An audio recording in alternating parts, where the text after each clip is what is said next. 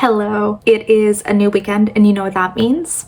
A new chance for a 48-hour readathon. So this weekend we are going to be doing entirely fantasy romance, and I could not be more excited because, you know, it's my favorite genre at this point and it always just makes me so happy. So it is Friday now, and for the next 2 days we're just going to be reading all of the fantasy romance books that I can fit in. And yes, I am just so excited. I have so many books that I'm hoping to get to, which I'm not sure if I will, but so many that I want to read and so many exciting things happening. So first off, I'm just gonna say this one I'm probably not gonna read quite as much as I'm hoping for, because tomorrow, Saturday, I'm going camping for the night, and that's probably gonna take out, you know, almost full 24 hours that I could read, and I'm really not anticipating being able to do much reading aside from possibly the drive there and the drive back. But I do have tonight, I have all of Sunday, and I do think that's a chance to maybe get 1 or 2 books done, and we'll see.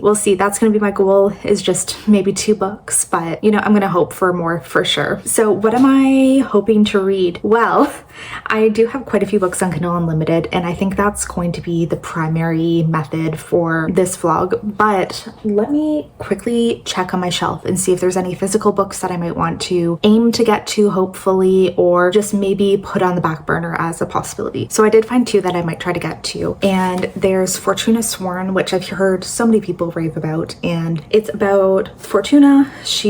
I'm not sure, she's some kind of magical creature, and she's believed to be the last of her kind, and I believe it's her trying to hide among humans and live in secrecy that way.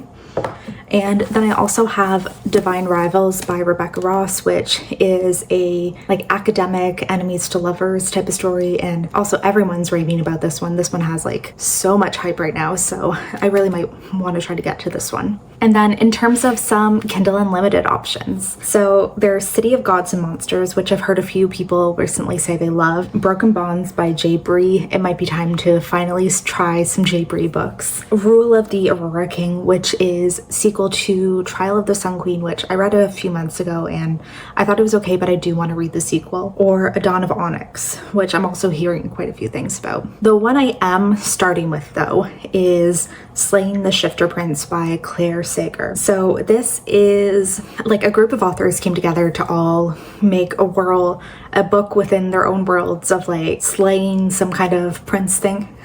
There's the first one that I read was Slaying the Vampire Conqueror by Carissa Broadbent, and I did really enjoy that one, but I also really enjoy Carissa Broadbent, so that's probably the reason why. And I'm curious to continue in this series to try some new authors and see if maybe I'll like some of these as well. So I'm going to be doing Slaying the Shifter Prince because, you know, I like shifter romances a lot. I really love shifter romances. I love enemies to lovers. I'm hoping that I'll like this one quite a bit. I've never read anything by Claire Sager either, so I'm curious to see if I like her writing, because I do believe she has a series about pirates that I am curious about for sure. So I think that's definitely going to be the first one that I'm diving into, and then we will see where the day takes me from there. Again, like I have no idea how long this one will take me to read. I'm hoping it will be kind of quick and that I might be able to maybe get 1 or 2 KU books in tonight and then read a bit more on the drive tomorrow, but we will see, and I'm going to update you guys once I have a little bit of reading done.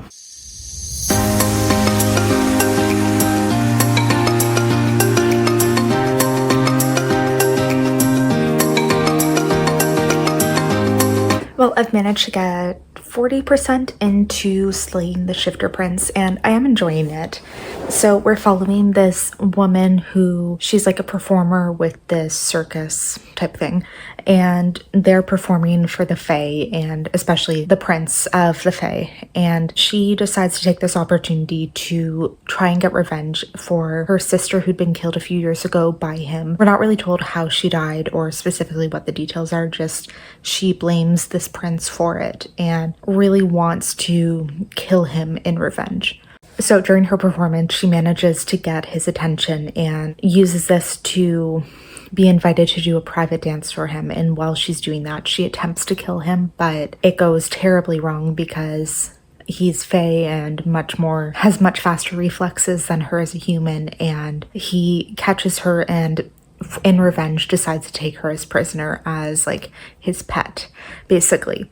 So we're following her now as she's just imprisoned, and part of it is that she has to like basically just follow him everywhere, and they're kind of doing terribly with this dynamic where you can tell they're both into each other, but you know, the power dynamic is terrible and she will not relent. She really just wants to fight him in any way possible and annoy him in any way that she can. And I am definitely enjoying it. I like this like captor-captive type of thing. I like shifters. I always like a shifter romance, and it's definitely interesting because our main character Zeta, she's still like very intent on getting her revenge, and right now she's really enjoying this factor of, because she's in his life, she's able to make this prince miserable at every turn instead of just killing him and being over it. She's like, I can make him suffer as long as possible and make him miserable this entire time I am forced to be his prisoner. And it's pretty fun. So I'm definitely enjoying it.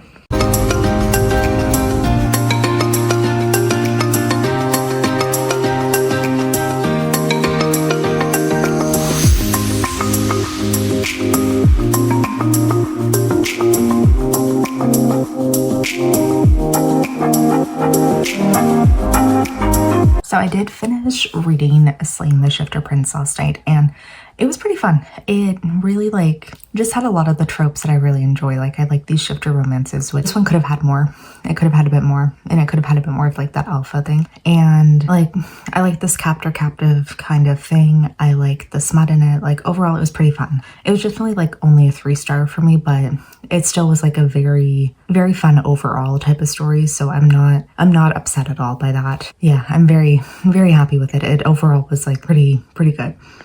It really didn't get into anything like that spectacular, that super interesting, but it was enough. It was enough. And it's kind of exactly what I expected from this story, you know, like just somebody trying to get revenge, then falling for the person they're trying to kill. And, you know, I feel like all these stories in this collection are going to be very similar in that sense, but I'm not upset about it. It does work for me. So, you know, I am going to enjoy it. And then I decided to pick up City of Gods and Monsters afterwards. And, you know, this is 100% a Crescent City ripoff, like through and through. I can already have like such a sense that like the city itself, it's like a mixture of magical creatures. There's our main character who's a human, but maybe she isn't fully human. Her best friend is fully just like a Danica ripoff. Same like the mother, everything the exact same. And now, so this human, we'll get to the actual plot because it's slightly different, slightly different. This human, she, for some reason, suddenly has this bounty out against her. And it's something to do with this aura that she has that people are trying to kidnap her. I don't know. There's this demon who it's called bone dust, and it's like from an ancestor. And through that, they're able to track their descendant, and she's given it to a bunch of different bounty hunters, and they're all trying to track down this human, and she has no idea what's going on. And we're following right now one of the bounty hunters who was sent to get her is, I guess, feeling remorse, and he decided instead of taking her in for the $3 million that he would get, he's going to protect her and try to figure out why this bounty's against her. And he's like one of the most revered, one of the most scary, dangerous bounty hunters in the city, which, you know, again, giving kind of hunt vibes. And yeah, I like it so far. I do like it, I have to say. It's very, very clearly Crescent City ripoff, but I'm kind of hoping it gets a little bit different. But, you know, I love Crescent City, so I'm kind of okay with that. So just getting ready to head off now. I don't really think I'm going to get much more reading done, but I am going to bring my book with me and see. So there is a good chance I will not update again until tomorrow.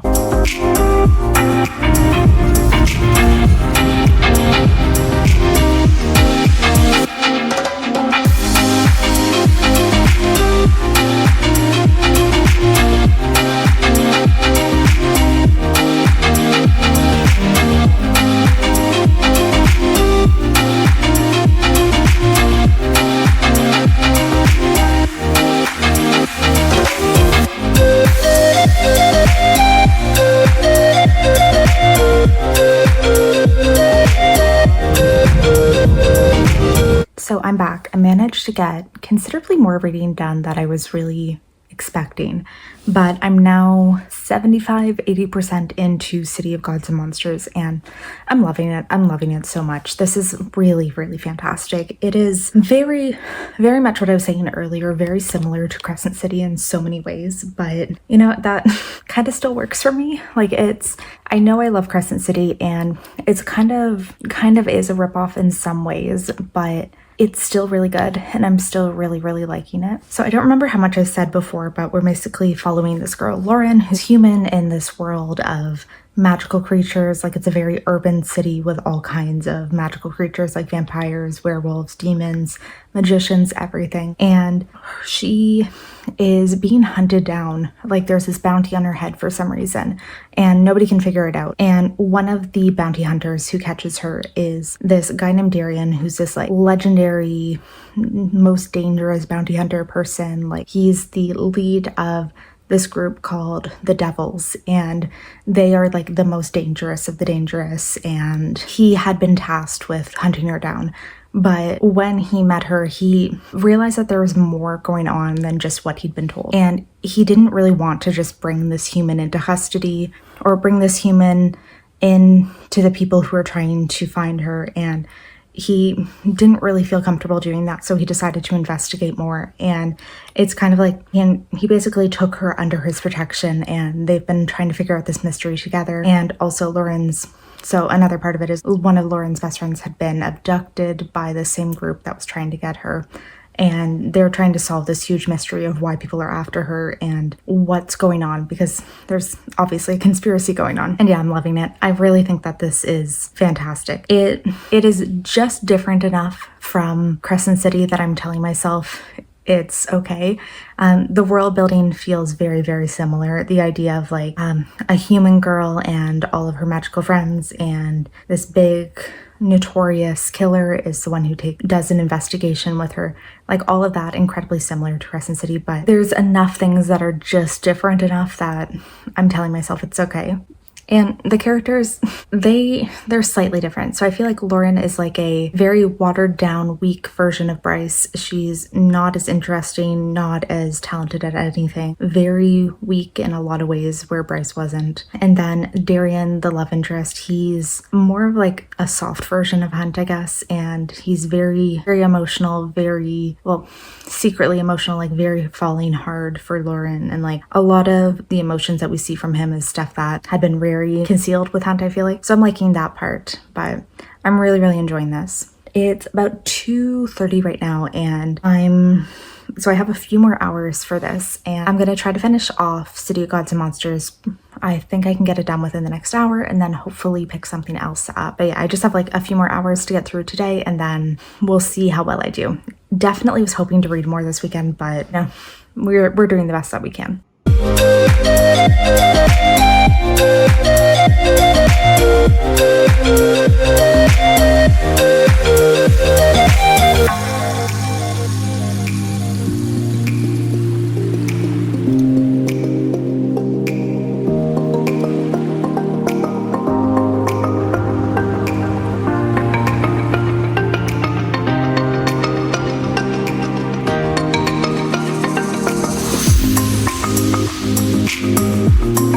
So I'm popping in the next day just to say that, hi, I'm done. And I didn't film an outro last night because I was too tired. But I did, in fact, finish reading City of Gods and Monsters. It was great. The similarities to Crescent City, you know, they were really there. They were very strong, very, very similar. But I liked it a lot, and I'm giving it a 4-star because I think there were enough differences that it didn't feel like an exact copy, though it was very similar, but I really, really liked it. I thought this mystery that we're investigating was super interesting. The characters were good. The main character was a bit boring, but she was just kind of very suffering from not being able to do anything herself and was super reliant on everyone around her. But the whole story was pretty interesting, and I really liked it. I really thought it was fun. I'm super excited for the next book. Like, I immediately went and downloaded the next book onto Kindle because I definitely want to get to it, and it left off in a pretty interesting place where something interesting could be happening soon, so I'm excited for that. And yeah, like I said, it was 4-star. It was a 4-star, and I thought it was incredibly fun. From there, I did start Fortune is Sworn. I only got a few pages into it before I ended up heading to bed, but I'm getting a good vibe from this, and I do have a feeling I'll probably like it. Just, you know, it's early to tell. I'm definitely gonna have to read a bit more before I can really guarantee whether or not I'll like it, but I have a good feeling and I'm really excited to keep going on this. So I'm gonna finish off the video here. This was 48 hours of reading fantasy romance. Did not go as well as I was expecting, or I guess hoping. Definitely camping for 24 hours of it did really impact what I was able to read, but I'm still glad that I was able to do this, get 2 reads in, and one that I really, really love. So if you haven't already, please consider subscribing. Would love to have you. If you have any fantasy romance recommendations, please leave them below, and hopefully I'll see you in the next one. Bye.